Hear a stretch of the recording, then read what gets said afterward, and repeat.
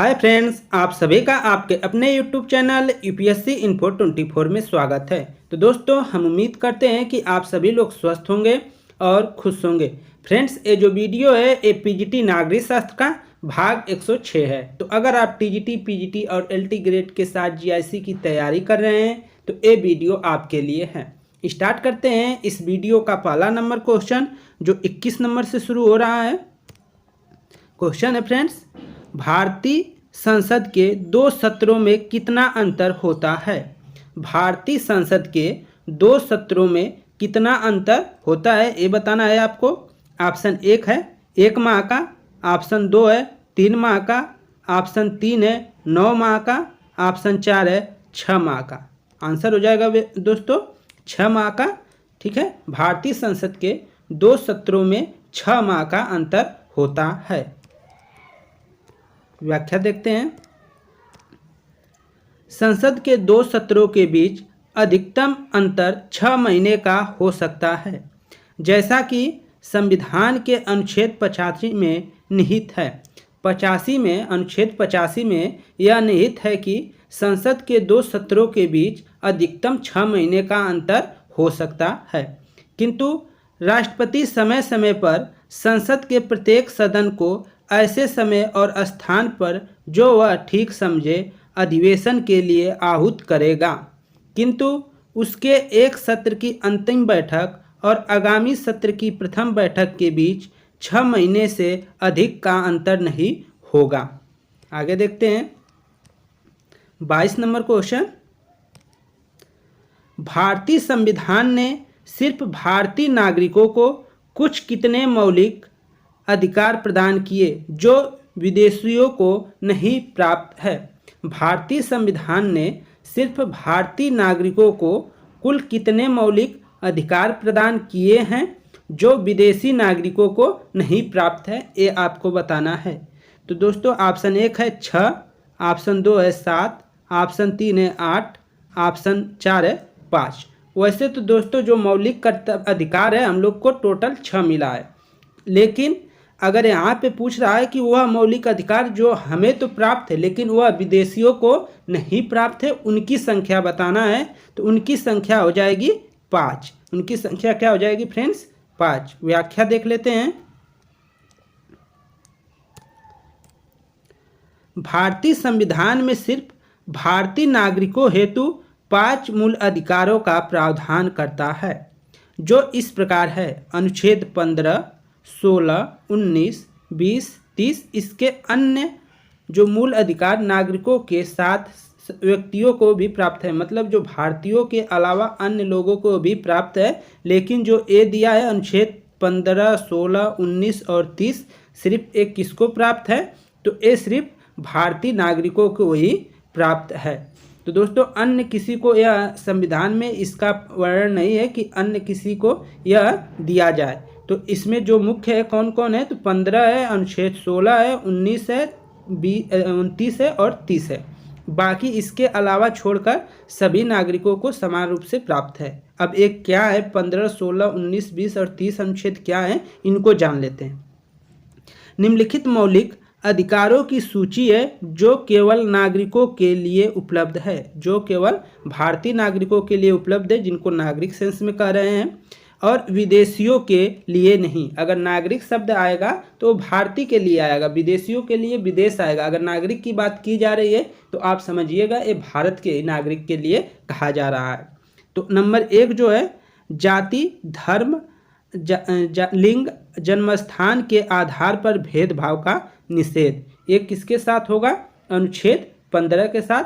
तो मतलब ये निषेध है, ऐसा आप किसी जाति, धर्म, जाति दोबारा हो गया, लिंग या जन्म स्थान के आधार पर भेदभाव निषेध होगा, ऐसा अनुच्छेद 15 में है। आप ऐसा भेद भारतीय नागरिकों के साथ नहीं कर सकते हैं। नंबर 2 है सार्वजनिक रोजगार के मामलों में अवसर की समानता। जो सामाजिक अवसर की समानता सिर्फ भारतीयों को रहेगा, मतलब कि आप अगर भारतीय हैं तो आपको सभी जगह नौकरी में जो भी आरक्षण जो नियम बनाएंगे वो उसके तहत आपको समान अवसर दिया जाएगा। लेकिन अगर विदेशी आता है तो विदेशी को यहाँ नौकरी करने के लिए भी मतलब उस तरह नहीं है कि आप फार्म भर दें, विदेशियों के लिए नहीं है। ठीक है, तो उनके लिए यहाँ पे नहीं है, समान अवसर का ऐसा कोई मामला है ही नहीं। ठीक है। भाषण और अभिव्यक्ति की स्वतंत्रता का संरक्षण, भारतीय अगर रहेंगे तो उनके भाषण और अभिव्यक्ति की स्वतंत्रता का संरक्षण अनुच्छेद 19 में दिया गया है, ऐसा प्रावधान है। लेकिन विदेशियों को ये स्वतंत्रता नहीं है, भाषण और अभिव्यक्ति की स्वतंत्रता उनको नहीं दिया गया है। ठीक है, वह देश के खिलाफ कुछ नहीं बोल सकते हैं।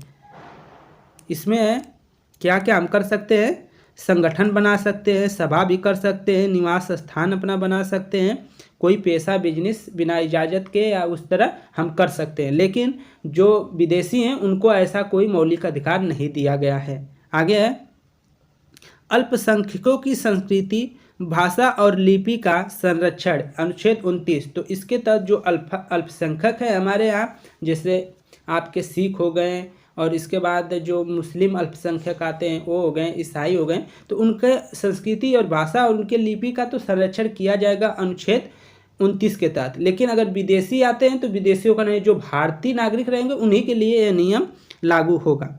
शैक्षणिक संस्थाओं की स्थापना, प्रशासन का अल्पसंख्यकों का अधिकार, जैसे प्रशासन का अल्पसंख्यकों का अधिकार अनुच्छेद 30। तो जैसे शैक्षणिक अगर संस्थान अगर स्थापित करना चाह रहा है या कोई बनाना चाह रहा है तो ये अधिकार है, लेकिन विदेशियों को ये अधिकार नहीं है। तो इन सब बातों को आप नोट कर लीजिएगा। अगला क्वेश्चन 23 नंबर, बेल्जियम और हॉलैंड किन देशों के बीच मध्यवर्ती राज्य का कार्य करता है?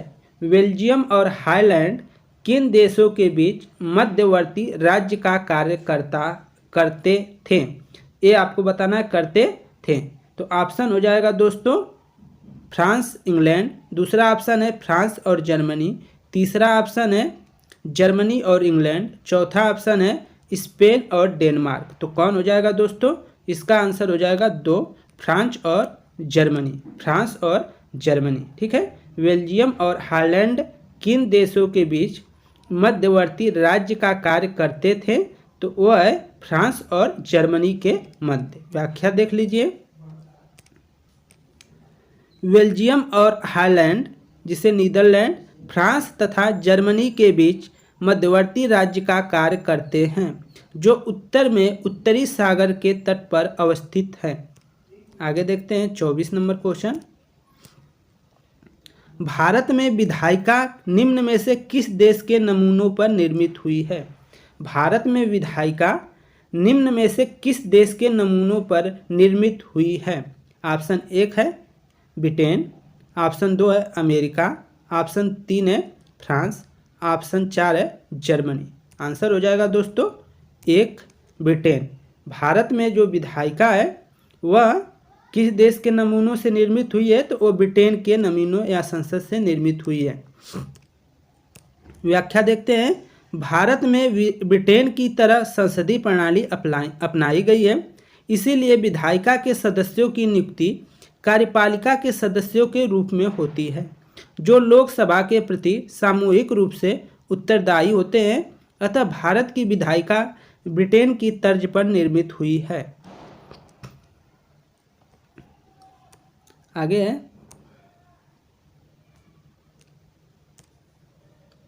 भारत का उपराष्ट्रपति अपने पद पर 5 वर्ष की अवधि तक बना रहता है, लेकिन वह अपने पद से इससे पहले भी त्यागपत्र दे सकता है, जिसे वह संबोधित करेगा। तो वह किसको संबोधित कर कर अपना त्यागपत्र दे सकता है? उपराष्ट्रपति।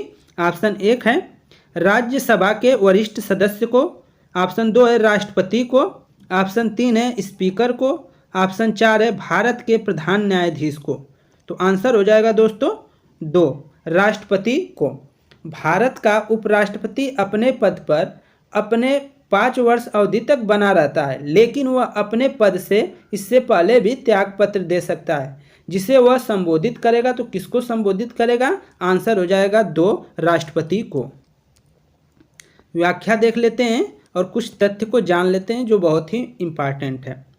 संविधान के अनुच्छेद 67 के अनुसार उपराष्ट्रपति की पदावधि के उसके पद ग्रहण करने से लेकर 5 वर्ष तक होती है। अनुच्छेद 67 के अनुसार उपराष्ट्रपति की जो कार्यकाल होता है उसका कार्यकाल 5 वर्ष का होता है। हालांकि अपने पदावधि से पूर्व भी अपना त्याग पत्र वो किसको दे सकता है? राष्ट्रपति को दे सकता है। दोस्तों इधर देखते हैं, इस समय जो उपराष्ट्रपति बने हैं उनका नाम है श्री जगदीप धनखड़। वेंकैया नायडू जी का जगह ले लिए हैं, तो इनको आप याद रखेंगे, आपको इमेज में दिख गया होगा, ये हैं जगदीप धनखड़, तो इनको याद रखेंगे। भारत का उपराष्ट्रपति राज्यसभा के अध्यक्ष के तौर पर विधायी कार्यों में हिस्सा लेता है। भारत के 14वें उपराष्ट्रपति के लिए चुनाव 6 अगस्त 2022 को हुए थे। जो अभी जगदीप धनखड़ बने हैं उपराष्ट्रपति, तो इनके लिए जो चुनाव हुआ था यह 6 अगस्त 2022 को हुआ था। और एक चौथे नंबर पे है, तो 14वें नंबर पे उपराष्ट्रपति हैं। भारत के वर्तमान उपराष्ट्रपति श्री जगदीप धनखड़ हैं, जो 7 अगस्त 2022 को चुने गए थे, जिन्होंने 11 अगस्त 2022 को उपराष्ट्रपति के रूप में वेंकैया नायडू की जगह ली है। वेंकैया नायडू की जगह इन्होंने लिया है। कब लिया है? तो 11 अगस्त 2022 को।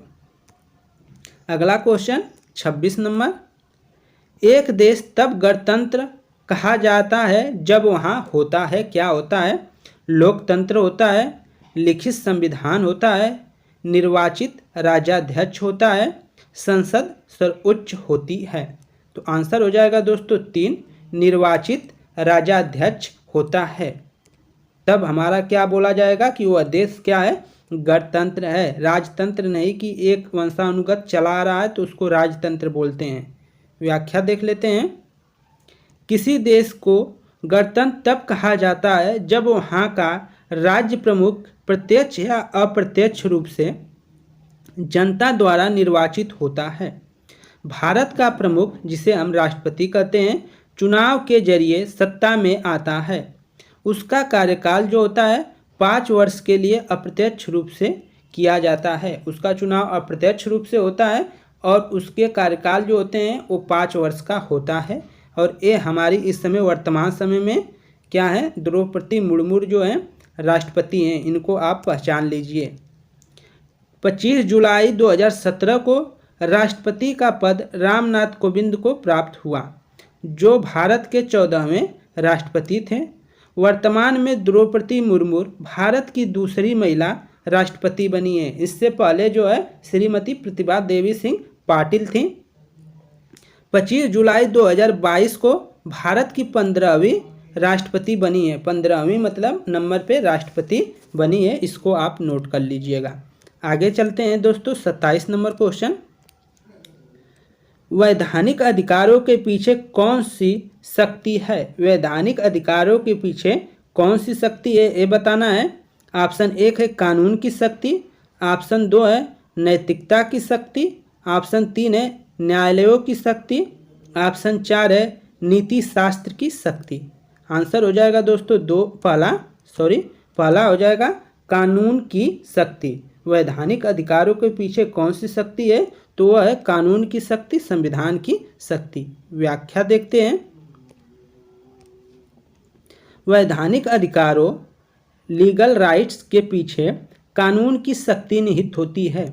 यह संवैधानिक, सांविधिक तथा सामान्य नियमों द्वारा निर्मित होती है। दोस्तों 2 चित्र दिख रहा है, एक ए और इधर एक ए, तो 2 हैं इस समय जो हैं ए उदय उमेश ललित जो हैं ये वर्तमान समय में मुख्य न्यायाधीश हैं, अभी हैं, लेकिन जिनको नया नियुक्त किया गया है अभी वो पद धारण करेंगे, उनका नाम है धनंजय यशवंत चंद्रचूड़। तो इसको आप याद रखेंगे कि ये अभी तक हैं, लेकिन ये क्या होंगे कि 8 नवंबर को इनका पद समाप्त हो जाएगा और 9 नवंबर से यह क्या कर लेंगे, ये 8 नवंबर को इनका समाप्त होगा और 9 नवंबर से ये कार्यकाल को ग्रहण कर लेंगे। तो इसको याद रखेंगे। लेकिन अभी तक है तो अभी तक यही हैं, उदय उमेश ललित या यू ललित कहा जाता है इनको। तो ये हमारे मुख्य न्यायाधीश है, दोनों को याद कर लीजिएगा। वैसे ये वाला इम्पॉर्टेंट हो जाता है कि इस समय कौन बनेगा, तो आगे तो यही बनेंगे। व्याख्या देख लेते हैं। और राष्ट्रपति ने जस्टिस धनंजय यशवंत चंद्रचूड़ को देश का अगला चीफ जस्टिस नियुक्त किया है। 9 नवंबर से पद संभालने वाले जस्टिस चंद्रचूड़ देश के 50वें मुख्य न्यायाधीश होंगे। चौथे नंबर पे होंगे, 50वें नंबर पे होंगे। और उदय उमेश कितने नंबर के थे? तो वो 49 नंबर के थे। उनका कार्यकाल 10 नवंबर 2024 तक होगा। ये मतलब इनका जो कार्यकाल होगा धनंजय यशवंत चंद्रचूड़ का, इनका कार्यकाल 2024 तक रहेगा। वह जस्टिस उदय उमेश ललित का जो है स्थान लेंगे, जो 8 नवंबर को सेवानिवृत्त हो रहे हैं। न्यायमूर्ति उदय उमेश ललित भारत के 49वें और वर्तमान मुख्य न्यायाधीश हैं। अभी तो यही है दोस्त। उन्होंने 27 अगस्त 2022 को शपथ ले ली थी। इनका जो कार्यकाल है वो 8 नवंबर 2022 तक रहेगा, मतलब 8 नवंबर को ये सेवानिवृत्त हो जाएंगे, रिटायर हो जाएंगे। आगे है 28 नंबर क्वेश्चन। प्राकृतिक अधिकारों का सिद्धांत एक भाग है। प्राकृतिक अधिकारों का सिद्धांत एक भाग है किसका? ऑस्टिन के संप्रभुता सिद्धांत का, दैविक उत्पत्ति के सिद्धांत का, शक्ति सिद्धांत का, ऑप्शन 4 है सामाजिक समझौता सिद्धांत का। तो आंसर हो जाएगा 4, सामाजिक समझौता सिद्धांत का। प्राकृतिक अधिकारों का सिद्धांत एक भाग है, तो आंसर हो जाएगा सामाजिक समझौता सिद्धांत का। व्याख्या देखिए। प्रसिद्ध विचारक हाब्स लॉक रूसो सामाजिक समझौता के सिद्धांत से संबंधित हैं, जिन्होंने प्राकृतिक अवस्था में प्राकृतिक अधिकारों का वर्णन किया है। इनमें जीवन, स्वतंत्रता और संपत्ति का अधिकार सम्मिलित है। आगे देखिए 29 नंबर क्वेश्चन।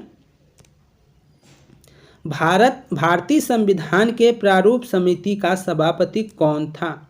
ऑप्शन 1 है डॉक्टर राजेंद्र प्रसाद, ऑप्शन 2 है डॉक्टर BR अम्बेडकर, ऑप्शन 3 है अल्लादी कृष्ण स्वामी अय्यर और ऑप्शन 4 है जवाहरलाल नेहरू। तो ये तो बहुत आसान आंसर है, इसका 2 हो जाएगा दोस्तों। BR अम्बेडकर भारतीय संविधान के प्रारूप समिति के जो सभापति थे, अध्यक्ष थे, वो डॉक्टर भीमराव अम्बेडकर थे। तो इसको आप याद रखेंगे। भारतीय संविधान के प्रारूप समिति का सभापति डॉक्टर BR अम्बेडकर थे। यह संविधान सभा को सबसे महत्वपूर्ण समिति थी। यह संविधान सभा की सबसे महत्वपूर्ण समिति थी, जिसका गठन 29 अगस्त 1947 को हुआ था। इसमें जो है 6 अन्य सदस्य भी थे, इस बात को याद रखेंगे। 30 नंबर क्वेश्चन। भारतीय संसद निर्मित होती है। भारतीय संसद निर्मित होती है, तो इसका आंसर हो जाएगा दोस्तों राष्ट्रपति, राज्यसभा, लोकसभा। ऑप्शन 2 है राज्यसभा और लोकसभा, ऑप्शन 3 है Rajya Sabha Lok Sabha attorney general, option 4 है राज्यसभा लोकसभा निर्वाचन आयोग। तो कौन सा आंसर हो जाएगा? बहुत आसान क्वेश्चन था, आंसर पहला हो जाएगा। भारतीय संसद निर्मित होती है राष्ट्रपति, राज्यसभा और लोकसभा द्वारा। तो ये तो बहुत आसान था। व्याख्या देख लीजिए।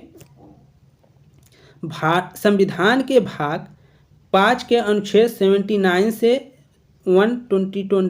122 में संसद के विषय में प्रावधान किया गया है।